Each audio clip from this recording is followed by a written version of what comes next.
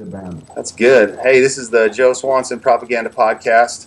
This podcast, as usual, is brought to you by Kingpin Tattoo Supply. You can find Kingpin on Instagram at Kingpin Tattoo Supply. You can find them online, kingpintattoosupply.com. Go check them out. Thanks for their support. I'm super stoked today to have a dude who I've been following on Instagram for a while and pretty much see only clean, good-looking shit with like Bulldogs, cars, and babes. That would be like my sum up of his Instagram, and I love it.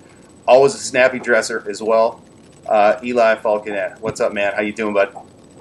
Good. How are you? How are you? I'm cool, man. I've had a good morning. You know, played with the dogs a little bit myself. We have, if you listen to the old shows, my dogs totally interrupted a bunch of them by barking and banging on shit and going out of control. But we have one. It's weird. My dogs. Go ahead. What you have? Bulldogs. You have Bulldogs, right? American Bulldogs, I got two English Bulldogs and one French Bulldog, and yeah, I'm pretty much obsessed with them, dude. Fucking, I draw them, paint them, hang out with them all day, dude. It's a good life. Yeah, for sure, man. Dogs are cool. Like I said, we got one little like 50-pound pit, and we got about a. She's black and white. We rescued her. She was stray. Obviously, been discarded after she had puppies on the street in between our house and the shop, and brought her back to health. And she's super cool, but total bitch at the same time. And we got the big boy. He's we got him at 2 weeks old from some crackhead that came into the tattoo shop, and I gave him a little tribal tattoo for the dog. And he's probably like close to 80 pounds, year and a half old now. Yeah, big old. Looks kind of like an American bulldog or maybe mastiff. Yeah. Has a little bit in him, but he's a good boy. He's a big dummy. That's awesome. Yeah, they're all bullies, dude. Any of the bully breeds, they're all kind of fucking dumb or special one way or another. Totally, man, for sure, for sure. How old are your dogs? Well, the Fonz, he's the Frenchie. He's 5 years old, and Alabama Muffin Top, she's the second. She's 4 years old. I know that fucking name. And then Isabella, she's 6 months old. She's the youngest. Okay, I can't let it pass with that name, Alabama Muffin Top. What's up with that? How'd that come about?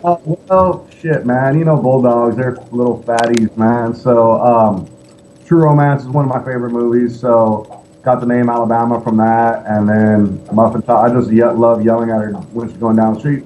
Alabama Muffin Top, get the fuck over here. And, you know, as I would have it, like the other day, she ran into the street. I'm all, come here, fatty. And she was going over after some big girls. And I was like, oops. I see them like around the bushes. So I didn't see them at all. And I was like, come here, you little fatty. And two girls around. I was like, oh, hey. They thought you were talking to them? Oh, shit, man. That's good. I love it. Yeah. So you're up in Portland. Mm-hmm. How long? I've been up here for about 10 years now. Yeah. I love this city, man. It's been good to me. I try to give back, you know. People, the good thing, you know, is like, it's a small community. There's tons of great tattooers. Well, I mean, a handful of great tattooers. And, you know, it's been good to me, and I love it here. I don't plan on going anywhere. You know, people like to bitch about the rain and all that stuff, and, you know, it's a given. You know, you don't like the rain, fucking move. It's pretty simple, you know? Yeah.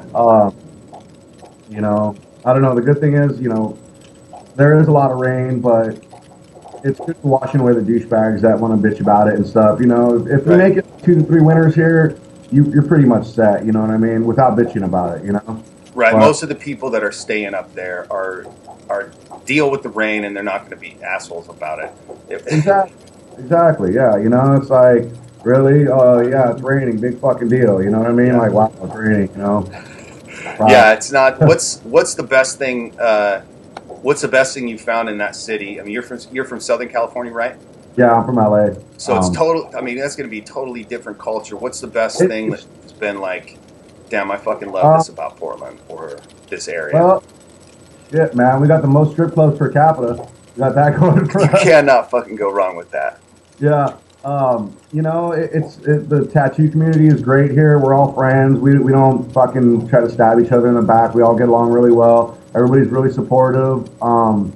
You know, people love tattoos here, you know, and it's great.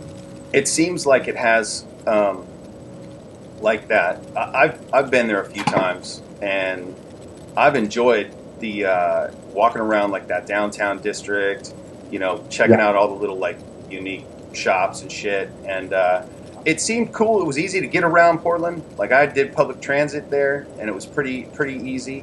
I kind of dug the city. It has that real kind of small town feel, but in, you know, kind of eclectic. You know, it's a good vibe up there for sure. Yeah, it's definitely like, you know, it's weird. Like being from LA, like you smile at somebody or somebody smiles at you, you're like, what the fuck are you looking at? You know. But like here, it's just like I'll be just driving and like people just look next to me and smile or like walk down the street and like, hey, how's it going? And I'm just like, hey, how's it going? You know, it's a nice feeling, you know? Yeah, especially happy when you're driving by in that nice 52 of yours. Is that yours? That 52? Yeah, it's 53 Ford, yeah. 53 that's Ford. Baby, yeah. Man, that thing is beautiful, dude. Yeah, a lot of love, a lot of work, a lot of money. Yeah, how long have you been working on that project? Shit, about 4 years now. Yeah. Yeah, I bought it from a friend of mine who passed away. I got it from him, just bone stock, you know. And one of my friends out here, Tony's Customs, I just said, hey, look, I want to do something with this car, you know. And I just kind of gave him free reign, you know. Like I was like, just do whatever you think, and like kind of surprised me with a couple things, the colors and all that shit. I was just like, oh, I don't know about gold, man, and I just kind of let him roll with it, and I couldn't be happier, man. He's a great dude, great, like painter. He did all the body work. He did everything. He's amazing, man. What are the nuts and bolts specs on that thing? Engine and oh, it's got the NBA. You know, it's all original under there. You know what I mean? We put a new transmission in, but as far as the engine, it's bone stock. I mean, I plan on subframing it soon, but time and money, man. Two things that, you know, hard to come by. I was like I was talking about before we jumped on the show. Back, I've been out of it like for a few years now, but back in like the early 2000s, I used to when I was still tattooing in Vallejo, California. I had a bunch of friends that were into the Swanks Car Club and a lot of guys that were into trucks, cars, all that shit. I've attempted to assist in chopping. You know, and doing some other shit on, I fully fucking ripped apart look, dude, I am not professing to be any sort of, I'm the most least mechanical dude ever. Like you know, I'm good if I can put gas in the car, I'm cool, you know? Yeah. Check the oil. Exactly. Check the oil, maybe like change it, you know, and that's just, man, I accept it, man. I'm 40 fucking years old. I don't care at this point, you know? Yeah. And I have, but I took this 51 Ford truck, and I got this, and I was gonna fix it up. So I had it in the garage, and I fully fucking ripped that shit apart down to the frame. You know, learned a lot of cool shit doing that. I ended up C-notching it myself with a little MIG welder, and a dude who knew what the fuck he was doing came back and kind of redid it with a TIG because I had to do I had him do some other shit too. I put an independent front suspension on it. And so he came in and put that on, but measured it all out. It was fun, man. I like getting into that shit, but I don't know what the fuck I'm doing on it. And honestly, you know what? I would love to be able to do that stuff, but man, I do everything backwards the first time. You know what I mean? As far as being, you know, doing mechanics and shit like that. Like as far as doing that stuff, like I'll do everything wrong the first. It'll take me 3 times as long to do one thing that my friend could have just done right the first time, and I waste time, I waste money, and I'm just not about it. You know what I mean? It's just like, I'll help him however he needs. Right. But as far as like just getting it done, I would have fucked that car up, you know, 100 times over. When I could have just fucking give it to him and just helped him out and let him do his thing. Yeah. And it would have been done, you know, and that's what I did. I helped him whenever he needed me, but as far as like everything else, like you know, I love old cars, but you know, I've been tattooing for close to 20 years now, and it's like, I'm kind of set in my ways, you know. I'm just leave that to them. People leave the tattooing to me, and I'm good, you know. Yep, Exactly. What? Where did you start tattooing? I got my first real break in Vegas, early 2000. So it was, I guess I haven't been that long, man. Hey man, it's coming up. It's coming up on 15 though, so that's you broke well over a decade. And yeah, definitely. that shit. I mean, there's a point. I think I've been tattooing 16, almost 17 years, but part of that was, I had another job. Part of that, it wasn't all full time. But there's a point, man, when you hit a decade or past a decade where if you're surrounding yourself with the right things and the right people, and it's so easy these days to do that with Instagram and the connectivity of the internet, but where you hopefully are making some strides at kind of figuring some shit out, I think. You know what I mean? Yeah, no, it definitely, I mean, shit, yeah, like, I thought I knew what I was doing 10 years ago, you know what I mean? And, like, it's still a struggle every time, every tattoo I do, it's just like, it's just like starting over. It's not like riding a fucking bike. It's just like, okay, how are we going to do this? Some days are definitely easier than others, but like, I think the point is to stay relevant and keep pushing it, you know what I mean? It's just like, I see these guys get stuck in their way, and it's like guys I looked up to a long time ago, and I'm just like, I see no progression, and I'm just like, you have to stay relevant. And I think that's a big part of, why I keep going and why people still keep coming to me, it's and the other part of it is staying ahead of the game, it's like, okay, yeah, I do fucking roses all day, you know what I mean? I live in Rose City, and I don't ever get tired of doing roses.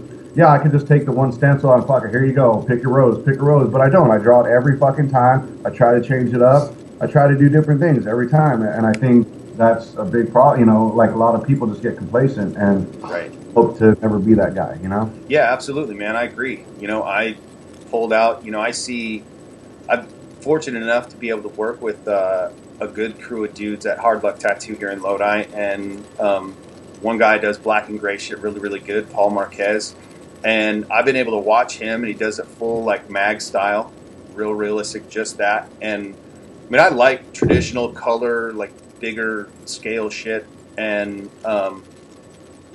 but I fucking have been super into the black and gray, and I think that has been something. I'm not technically trained as an artist. I never went to art school, and so I've been able to use YouTube to fucking look at these realistic, drawing classes, and I found this one dude on there, and I can't Proko or something like that. Prokopenko is this dude's name. He does really fucking good, like, instructional stuff on eyes and nose and mouth, and I think I've seen his Instagram. It's just like super realistic. Yeah, like and what's cool is like they almost look real, like too real.